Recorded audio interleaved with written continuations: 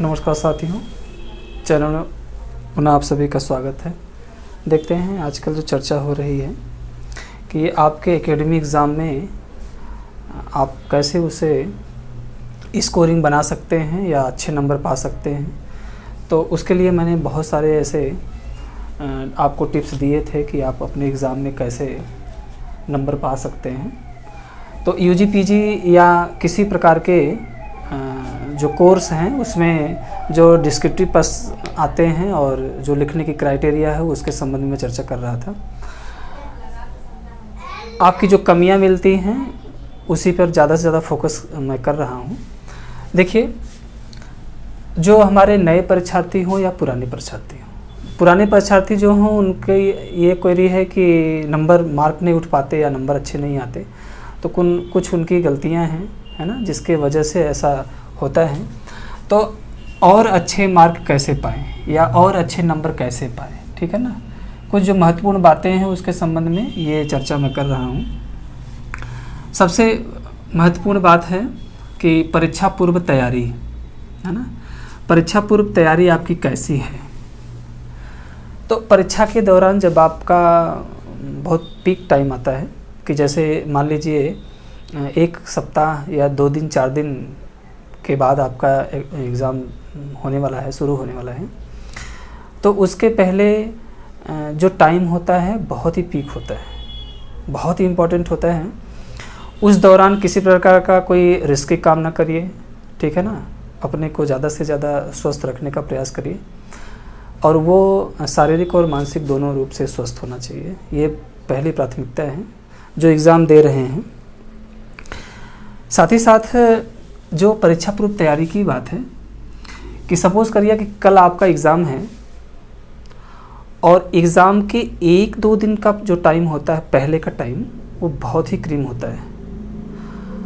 और एग्ज़ाम के वक्त सबसे महत्वपूर्ण जो बातें हैं ध्यान देने वाली हैं, नई चीज़ नहीं पढ़ी जाती, है ना। एग्ज़ाम के समय वही चीज़ को, उसी विषय को या उसी टॉपिक पे फोकस किया जाता है जो पूर्व में आप पढ़ चुके हैं, है ना। यदि पूर्व में पढ़े हैं तो उसी जो आपने पढ़ा है उसी को आप रिवीजन करेंगे। एग्ज़ाम के समय रिवीजन ही किया जाता है। जब आप नए टॉपिक की या नया विषय वस्तु आप चुन लेंगे और कोई नई चीज़ एग्ज़ाम के समय पढ़ेंगे तो वो कन्फ्यूजन पैदा करती है ना। तो इससे क्या है कि ये स्कोर नहीं हो पाता या अच्छा प्रेजेंट आप नहीं कर पाएंगे, एग्ज़ाम में लिख नहीं पाएंगे। इस पे विशेष रूप से ध्यान देना चाहिए कि एग्ज़ाम के समय वही चीज़ पढ़िए जो पूर्व में आप पढ़ चुके हैं, यानी कि रिवीजन करिए उसको। परीक्षा पूर्व तैयारी में एक फार्मूला ये भी आता है कि जैसे जिस भी सब्जेक्ट का आप एग्ज़ाम दे रहे हैं उसका मुख्य यह होता है कि याद करने की जो समस्या आती है या समझने की जो समस्या आती है, याद करने की सबसे अच्छी विधि जो होती है और जैसा कि माना गया है, कई शोध के द्वारा माना गया है और उसका वैज्ञानिक रीज़न भी है कि लिखने का याद करने का सबसे अच्छा तरीका है लिखना, है ना। किसी चीज़, किसी विषय वस्तु को यदि आपको लर्न करना है तो आप लर्न करने का मतलब ये है कि उस विषय को, उस टॉपिक पे आपने पढ़ लिया और बिना देखे, है ना, आप उसे आप लिखिए। कि जैसे कोई टॉपिक हो कि जैसे आ गया कि दे दिया कि पानीपत का प्रथम युद्ध, तो पानीपत का प्रथम युद्ध के विषय में यदि लिखना है या उसको याद करना है आपको, तो पानीपत का प्रथम युद्ध आप 2-3-4 बार उसको पढ़ लीजिए, उसके बाद बिना देखे उसको लिखिए। ये होता है याद करने का सबसे अच्छा फार्मूला जो कभी नहीं भूलता, है ना। और एग्ज़ाम में जो होता है वो अच्छा परफॉर्मेंस आप कर जाएंगे, है ना। तो याद करिए, फिर उसके बाद बिना देखे लिखिए। ये तो परीक्षा पूर्व तैयारी की ये सभी घटनाएं क्रम हैं जिसे आपको ध्यान देना चाहिए। परीक्षा पूर्व की तैयारी आप इस तरह करेंगे, ठीक है ना। चलिए अगला आता है टाइम मैनेजमेंट, समय। जो निर्धारित प्रश्न हैं वो किसी भी एग्ज़ाम में अपना समय उसका निश्चित होता है। एकेडमी एग्ज़ाम में यूजी पीजी या और भी कोई एग्ज़ाम एकेडमी का देते हैं तो उसमें 3 घंटे मिलते हैं, है ना। 3 घंटे में आपको बहुत अच्छा परफॉर्मेंस करना है। क्वेश्चन की जो स्वरूप है, मैंने पिछली वीडियो में बताया था किस प्रकार के क्वेश्चन आते हैं, उसकी शब्द सीमा कितनी है, उसके निर्धारित अंक कितने हैं। शब्द सीमा, निर्धारित अंक, अगर निर्धारित अंकों पर फोकस नहीं करते, शब्द सीमा पर आप ध्यान नहीं देते, तो मतलब ये है कि अनट्रेंड है आप, है ना, उस विषय को नहीं जान रहे हैं या आपने सीरियसली पढ़ा नहीं। तो परीक्षा भवन में यदि प्रवेश करते हैं, पेपर मिलता है, तो पेपर में ये 3 घंटा लिखा रहता है और जो क्वेश्चन का पैटर्न होता है वो सब कुछ आपके सामने होता है। पूर्व में आप देख चुके होते हैं, तैयारी कर चुके होते हैं, निर्धारित शब्दों में आपको परफॉर्मेंस करना होता है, निर्धारित शब्द में ही लिखना होता है। ठीक है। परीक्षा पूर्व की उसके समय की जो बात है, टाइम मैनेजमेंट बहुत ही महत्वपूर्ण है कि 3 घंटे में आप जिस प्रकार के प्रश्न आए हैं, अति लघुत्तरी, लघुत्तरी और दीर्घोत्तरी, उसको कैसे विभाजित करके 3 घंटे में आपको पूरा करना होता है। तो जैसे ही पेपर मिलता है आप लिखना शुरू कर दीजिए, है ना, आप लिखना शुरू कर दीजिए। यह एग्ज़ाम का अपना एक व्यू होता है कि इस तरह से एग्ज़ाम दिया जाता है। ठीक है। चलिए अगला देखते हैं, जो सबसे बड़ी कमी देखी जाती है एग्ज़ाम के समय में। जो शिक्षक साथी हम लोग के हैं, जो मूल्यांकन करते हैं, जो कमियां मिलती हैं, उसी पे मैं फोकस कर रहा हूँ। सबसे मुख्य जो विषय है, सबसे इम्पोर्टेंट, कि एग्ज़ाम के समय में पेपर चुराना। पेपर चुराने का मतलब ये होता है कि आपके एग्ज़ाम में जो भी आंसर शीट मिलती है या जो भी बुकलेट मिलते हैं आपको, जिसमें निर्धारित पेज होते हैं, उसमें आपको परफॉर्मेंस करना है, लिखना है, तो आप करते क्या हैं कि पेन से या पेंसिल से या किसी भी चीज़ से आप जैसे पेपर का ये है, लंबाई है, इसी तरह मिलता है, आप इधर से भी ज़्यादा लाइन खींच देते हैं और इधर से भी ज़्यादा खींच देते हैं, यानी कि इधर से इतना छोड़ दिया, इधर से इतना छोड़ दिया, बीच में थोड़ा सा आपने फोकस किया है लिखने पे। इसका मतलब होता है कि यह एग्ज़ाम में क्या होता है, पेपर चुराना। आपको नहीं आ रहा है, आप इतने में लिखना चाह रहे हैं, तो इधर से भी आपने कटिंग कर दिया, इधर से भी कटिंग कर दिया। ये गलत है, ये गलत है। ये आपका जो प्रैक्टिस है ये बहुत ही गलत है। एग्ज़ाम में इस तरह से स्कोर आपको नहीं, यानी कि अंक नहीं मिलेगा। ये टीचर नेगेटिव सोचता है इसके विषय में, कि आप जो परीक्षक होता है नेगेटिव सोचता है कि आपने इधर भी इतना कटिंग किया, इधर भी या बीच में लिखा। ये ऐसा कतई नहीं करना चाहिए, है ना। जो बॉर्डर लाइन होती है, विश्वविद्यालय का लोगो लगा हुआ इधर से लाइनिंग होती है, ठीक है ना, इधर से लाइनिंग बना दी जाती है पहले से। चूँकि ये जो इधर से छोड़ा रहता है, ये परीक्षकों के लिए अंक चढ़ाने के लिए छोड़ा जाता है। तो आप कतई इधर के जो पेपर हैं कतई न चुराइए और पूरा लिखिए, ठीक है ना। इधर की लाइनिंग छोड़ करके इधर आप पूरा लिखिए, ठीक। यह इतनी इम्पॉर्टेंट चीज़ें हैं कि जो एग्ज़ाम में अगर आप पेपर चुराते हैं तो स्कोरिंग आपकी कम होगी, अगर पूरे पेज पे लिखते हैं तो स्कोरिंग अच्छी होती है। या आपको बता देना चाहता हूँ, इस तरह से पेपर लंबा होता है, आप ऐसा करते हैं, ऐसा कतई एग्ज़ाम में नहीं करना चाहिए।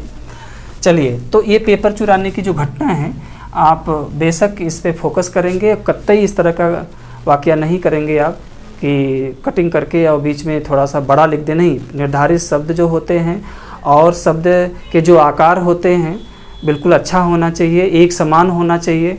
आप बड़े बड़े लिख करके आप अपना काम निपटाना चाहते हैं, है ना, ऐसा मालूम पड़ता है आपको कुछ नहीं आ रहा है ना, आपने समय निकाला है, समय आप काट रहे हैं, तो ये गलत बात है। पूरे पेज पे लिखना चाहिए जितना दिया रहता है। तो पेपर ये घटना जो है ऐसा ना करिएगा, ऐसा होना भी नहीं चाहिए, है ना। चलिए आगे आता है हेडिंग के संबंध में आता है कि हेडिंग जो निर्धारित प्रश्न है, निर्धारित शब्द सीमा है और निर्धारित समय है। तो जो हेडिंग पढ़नी है, जैसे आप अति लघुत्तरी के प्रश्न कर रहे हैं कि लघुत्तरी के प्रश्न कर रहे हैं कि दीर्घोत्तरी के प्रश्न कर रहे हैं, आप बाकायदे अस्पष्ट शब्दों में इसके से मोटी हेडिंग पे आपको लिखना होगा। प्रश्नोत्तर संख्या पहले का पहला या प्रश्नोत्तर संख्या तीसरा, तो प्रश्नोत्तर संख्या तीसरा अगर छोटा सा भी उसमें आपको दर्शाना होगा तो इसके से ही हेडिंग थोड़ा छोटा सा आप डाल सकते हैं। जैसे मान लीजिए लघुत्तरी कोई प्रश्न कर रहे हैं और महात्मा गांधी का असहयोग आंदोलन आ गया, तो महात्मा गांधी का असहयोग आंदोलन इतना लिखने के बाद स्केच से उसके बाद डैश देके फिर उसके बाद आप आंदोलन को लिखिए, बाकायदे डेट सही लिखिए। डेट को यदि कोई आपको ऐसा लगता है कि नहीं इसको फोकस किया जाना चाहिए, तो जैसे डेट मिल गया तो डेट के नीचे मेंशन कर दीजिए, है ना, अंडरलाइन कर दीजिए। जो चीज़ें नई होती हैं या जिसको हाईलाइट करने वाली चीज़ें होती हैं, हाईलाइट ज़रूर करना चाहिए। हाईलाइट की जो चीज़ें होती हैं बहुत ही गूढ़ विषय है, आपको बता रहा हूँ। जो चीज़ें हाईलाइट की होती है, एग्जामिनर जब भी आपका पेज पलटता है तो सबसे पहले उसकी निगाह जो हाईलाइट पे ही जाती है। तो हाईलाइट जहाँ भी अच्छे शब्द मिल रहे हैं या जहाँ भी आपने मैटर डाला है वहाँ थोड़ा सा अंडरलाइन कर दीजिए, तो वो एग्जामिनर जो है उसको देख लेगा और आपका कैलकुलेशन कर लेगा, अच्छा अंक देगा आपको। तो हेडिंग ज़रूर डालना चाहिए एग्ज़ाम में, और हेडिंग नहीं डालते हैं तो ये परीक्षक के लिए सरदर्दी पैदा होता है। और आप बहुत सारी कापियाँ ऐसी मिलती हैं कि जो इस पर हेडिंग नहीं पड़ी रहती है, ऐसे तैसे आप लिख देते हैं, तो कतई ऐसा नहीं करना चाहिए। चलिए अगला देखते हैं। और क्या है सबसे इम्पोर्टेंट चीज़ें, और क्या हैं? 2 बात बताया हमने, पेपर चुराना, और दूसरे क्रम में है क्रमवार प्रश्नों को करना, है ना। जो प्रश्न हैं निर्धारित प्रश्न हैं। प्रश्न की जो प्रकृति है, अति लघुत्तरी प्रश्न, लघुत्तरी प्रश्न और दीर्घोत्तरी प्रश्न। ऐसा माना जाता है, ऐसी बहुत सारी मनोधारणा भी है और बहुत सारी कापियों में पाया जाता है कि जो परीक्षार्थी है ना, जो विद्यार्थी स्टूडेंट जो एग्ज़ाम देने वाला है, जिसके प्रश्न क्रमानुसार होते हैं, क्रमानुसार यानी कि जैसे प्रश्नोत्तर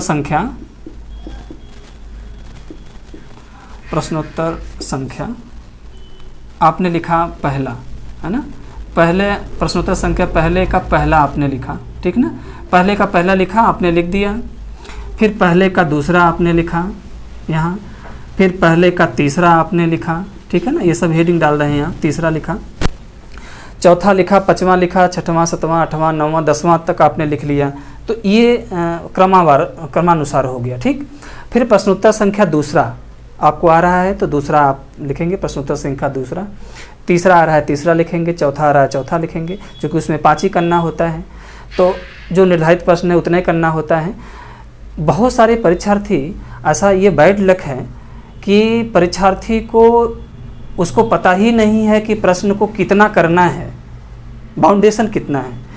बहुत सारे परीक्षार्थी यानी 20% परीक्षार्थी ऐसे मिलते हैं कि जो सारे प्रश्न ही को कर डालते हैं। ये बहुत ही बैड लक है। इसका मतलब एग्ज़ाम के विषय में आपको कोई जानकारी नहीं है। तो अगर आप देख रहे हैं कि अति लघुत्तरी के जो प्रश्न हैं उसको आप अनिवार्य हैं, पहले का 10 प्रश्न देता है छोटा वाला, तो उसको तो करना ही करना है। उसके बाद जो लघुत्तरी का प्रश्न है, तो लघुत्तरी का प्रश्न जो है 8 दिया होता है, 8 में से 5 आपको करना होता है।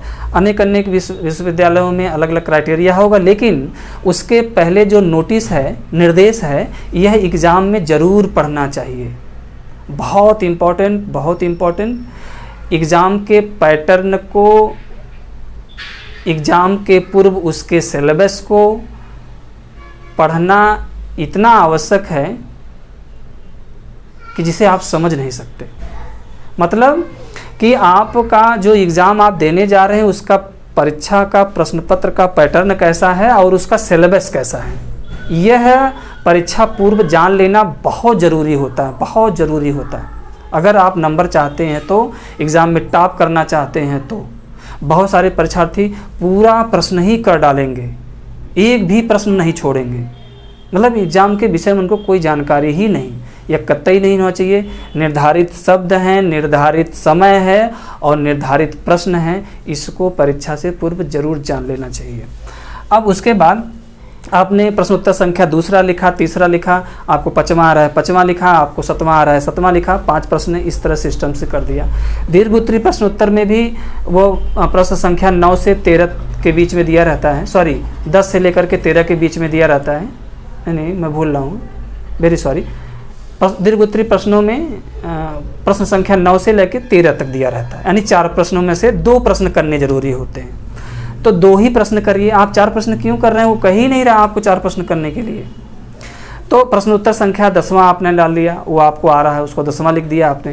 प्रश्नोत्तर संख्या 11वां आपने लिख दिया, तो वो भी आपको आ रहा है, 11वां लिख लीजिए। तो यदि प्रश्न को क्रमानुसार करते हैं तो ऐसा माना जाता है कि आपने काफ़ी बहुत अच्छी लिखी है और स्कोरिंग करने में भी बहुत अच्छा होता है और नंबर ज़्यादा से ज़्यादा पाने की संभावना वहाँ बढ़ जाती है। ठीक है ना। बहुत सारे प्रश्नों को घाल-मेल कर देते हैं आप। दीर्घ है, दीर्घ के बगल एक अति लघुत्तरी है तो अति लघुत्तरी के बाद उसमें लघुत्तरी भी समाहित कर दिए हैं, वो समाप्त हो रहा है तो फिर उसी में लघु है। मतलब इतना टेंशनाइज कर देते हैं आप, उसी में इतना मकर जाल कर देते हैं कि एकदम परीक्षक जो है वो झल्ला जाता है। ये गलती आप कतई एग्ज़ाम में नहीं करेंगे। तो ये सारी जो विषय हैं एग्ज़ाम के पूर्व ये सभी तैयारी हो जानी चाहिए। तो मुझे विश्वास है कि यह वीडियो देख करके आपको बहुत ही लाभ होगा और अगर पसंद आएगा तो अपने मित्रों के पास भी इस वीडियो को शेयर करिएगा और चैनल को सब्सक्राइब करिएगा। मैं आपके हित के लिए इस तरह से बहुत सारी वीडियो लाता रहूँगा। तब तक के लिए बहुत बहुत धन्यवाद, बहुत बहुत शुभकामनाएं।